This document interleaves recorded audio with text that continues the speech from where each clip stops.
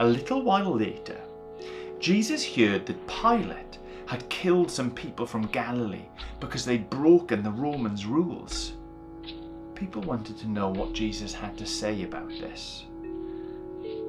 Who's Pilate? Well, firstly, he's not the flying kind of Pilate. Pilate was this interesting guy. You'll hear a lot more about him as the story carries on, but basically he was the ruler of Judea, a governor to be exact. And he was pretty important, and he knew it. This is what Jesus said. Just because Pilate killed these people, do you think that they were extra bad? Do you think that they were worse than everyone else? Of course not. Of course they weren't. But remember, if you don't change your ways and come back to God, you'll end up the same way. Let me tell you a story. And the people all gathered round to listen. Once there was a man who had a fig tree growing in his fields. It was pretty useless as a tree and hadn't grown any figs in 3 years. So the man told his gardener to chop down the tree so that he could use the space to plant something better. But the gardener wanted to give the tree another chance. "I'll help it out. Really try to look after it this year. Maybe it'll do better next year. And then if it doesn't, then we'll chop it down," he said. Jesus really wanted the people to know that. Just as in the story of the fig tree, God had always wanted them and always wanted to give them another chance. A chance to turn back to Him. I think I've always been a bit of a useless fig tree myself, but it's so amazing that God wants to give us another chance, isn't it? A few days later, on the Sabbath, remember, chapter 6, the Sabbath, a special day, Jesus was doing more teaching. He still had more to say, and while he was speaking, he spotted a tiny person in the crowd, very small, and the closer he looked, the more he realised that it wasn't a tiny person, it was just someone bent over, someone who couldn't stand up straight, someone who'd been like this for 18 years. Jesus walked towards her and called out to her, "You are set free." When he came near to her, he put his hands on her, and suddenly she straightened up. She was actually pretty tall. She couldn't stop saying thank you to God. "Oi!" The man in charge of the meeting place was scowling and pointing at Jesus and came stomping over towards him. "You can't heal people on the Sabbath. That's works," he growled.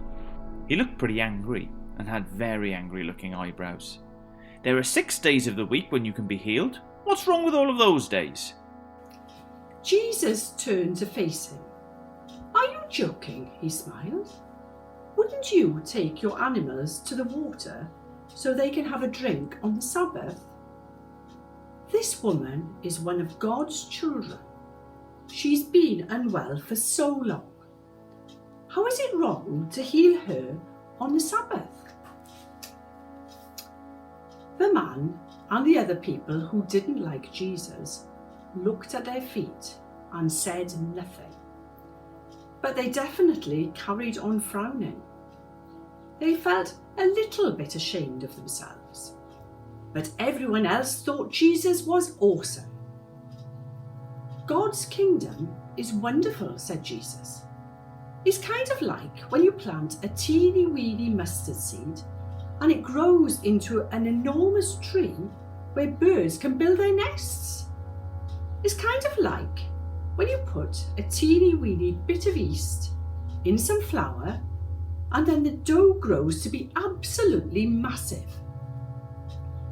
Jesus kept on teaching people, even when he was travelling. He was on a journey to Jerusalem, and people were walking along the road with him.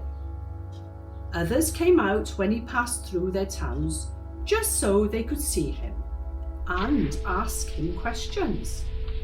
"Jesus, Jesus," someone shouted.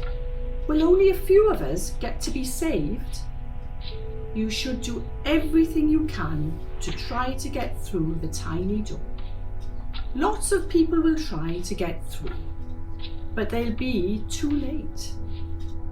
Once the owner of the house locks the door,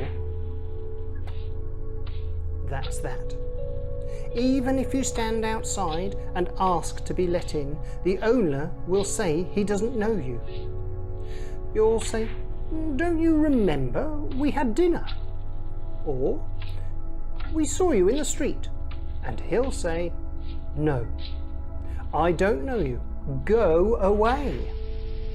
Then you'll be sorry. You'll be stuck outside grinding your teeth, and you'll be able to see everyone on the inside having a wonderful time. This is God's kingdom. You have got to turn back to Him before it's too late. There'll be people from everywhere. Everyone is welcome. But it's your choice.